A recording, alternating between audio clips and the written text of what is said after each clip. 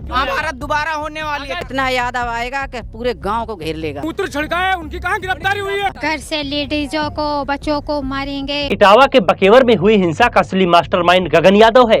क्या गगन यादव के ही इशारे पर भीड़ ने पुलिसकर्मियों पर पथराव किया, तोड़फोड़ की और सरकारी संपत्ति को नुकसान पहुंचाया? क्या गगन यादव ने ही इस जातीय हिंसा की चिंगारी को आग का रूप दिया? इटावा में कथावाचक विवाद से शुरू हुआ मामला अब पूरी तरह बवाल और राजनीति की भेंट चढ़ चुका है। अब ऐसे में दो सवाल हैं।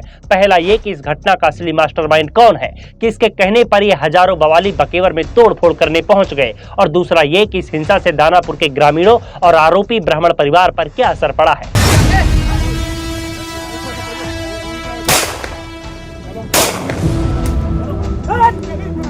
पहले तो ये जान लेते हैं 26 जून को जो भी बवाल हुआ उसमें गगन यादव का कितना हाथ है। क्या वो भीड़ जो किसी की भी जान लेने पर आमद थी वो गगन यादव के बुलाने पर आई थी? ये जो अहिर रेजिमेंट और यादव महासभा के लोगों ने बवाल काटा, इनके पीछे गगन यादव खड़े थे? क्या गगन यादव इतने पावरफुल हो गए हैं कि लोग उनके इशारे पर देश को हिंसा की आग में झोंकने को भी तैयार हो जाएंगे? तो जवाब भी जान लीजिए। दानापुर में कथावाचक के साथ हुए घिनौने कृत्य के बाद से गगन यादव सोशल मीडिया पर बकायदा एक पोस्ट शेयर कर लोगों से एकजुट होने की बात कर रहे थे, जिसकी टैगलाइन थी, संत सिंह यादव के सम्मान में आ रहे हम मैदान में। इस पोस्टर को व्हाट्सएप के सभी ग्रुप में सर्कुलेट किया गया। इतना ही नहीं, गगन ने फेसबुक पर इस बात का ऐलान भी किया कि सरयू नदी के जल से कथावाचक एवं उनके सहयोगियों को स्नान करवाया जाएगा। उसके बाद महापंचायत होगी और अंत में दादा श्री कृष्ण का नाम लेकर बकेवर थाने का घेराव।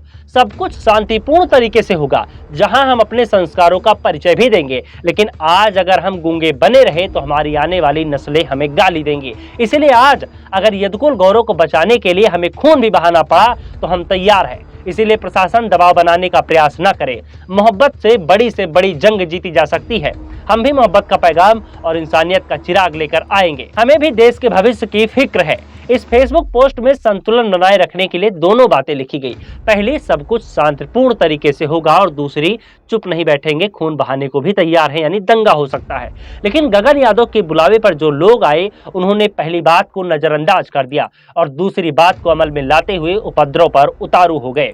गगन के द्वारा एक और पोस्ट की गई जिसमें गगन की व्यक्तिगत विचारधारा क्या है इसके जवाब में लिखा गया कि रोते हुए के आंसू पोंछना, बेजुबान को आवाज देना और कमजोर को ताकत प्रदान करना। अब ऐसे में सवाल ये उठता है कि एक व्यक्ति का आंसू पोंछने के लिए आप हजारों आंखों में आंसू का कारण बन रहे हैं। ये कितना न्याय संगत है?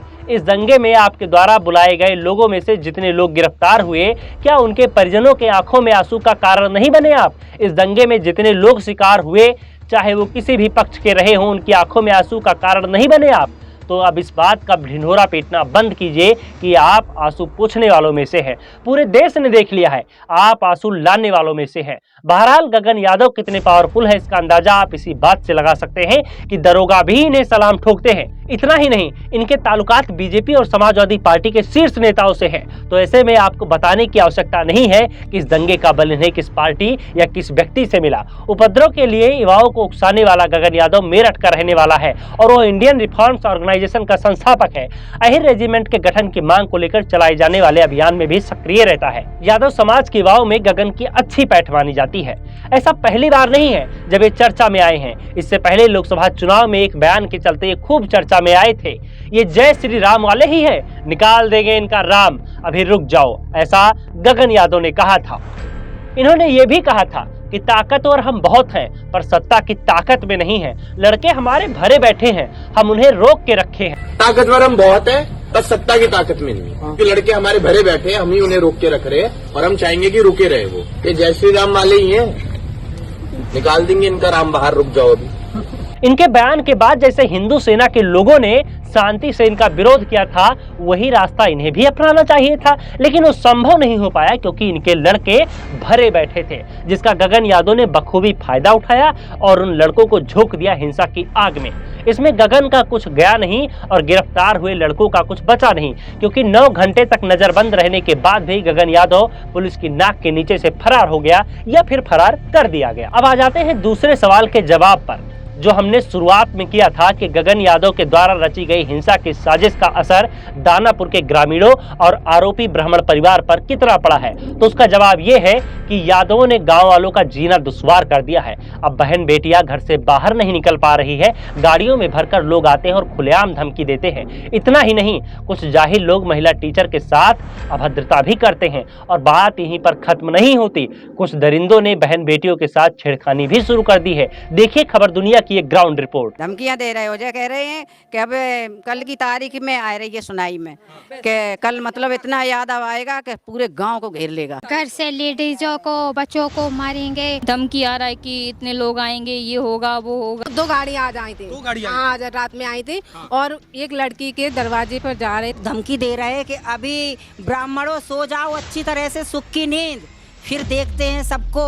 जब ये चले जाएंगे पुलिस वाले तब देखते हैं किसके सहारे रहोगे। कैसे हमारी बच्चियां पढ़ने जाएंगी, कैसे बच्चे पढ़ेंगे और कैसे मतलब कोई कैसे निकलेगा। भाई बच्चियां पढ़ने से तो नहीं बैठा सकते हैं, अब जहालत से तो बच्चियां नहीं हमारी पढ़ सकती हैं। वो यादव ही थे और उन्होंने बहुत बदतमीजी करने की कोशिश की। अब बिटिया हमारी कोचिंग पढ़ने जाते हैं वो मऊनी जाए पारी डरा गए थे बहुत बुरी तरह से कि इस गांव के लिए सुरक्षा लगी रहे तो हम लोग सुरक्षित रह सकते नहीं। गांव छोड़ के जाना पड़ेगा और कैसे रहेंगे, हम लोग नहीं रह पाएंगे। जब लोग ये कहते हैं कि अखिलेश यादव ने समर्थक कम गुंडे ज्यादा पाल रखे हैं तो लिबरल गैंग को मिर्ची लग जाती है। अब मैं उनसे पूछना चाहता हूं, क्या ये तरीका है आपके न्याय मांगने का?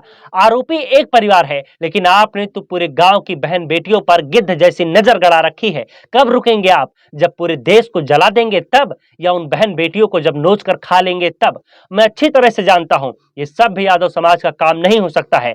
ये काम उनका है जो इस घटना के मास्टरमाइंड के बहकावे में आ चुके हैं, वरना कोई भी सभ्य यादव समाज इस तरह के घिनौने कृत्य का कभी समर्थन नहीं करेगा। मैं अपने सभी यादव भाइयों से यही अपील करना चाहता हूं कि जो रास्ते से भटक गए हैं उन्हें समझाइए कि अपनी नजर से बदले की आग का चश्मा उतारे और कथावाचकों को अपमानित करने वाले ब्राह्मण आरोपियों के खिलाफ कोर्ट को सजा तय करने दें।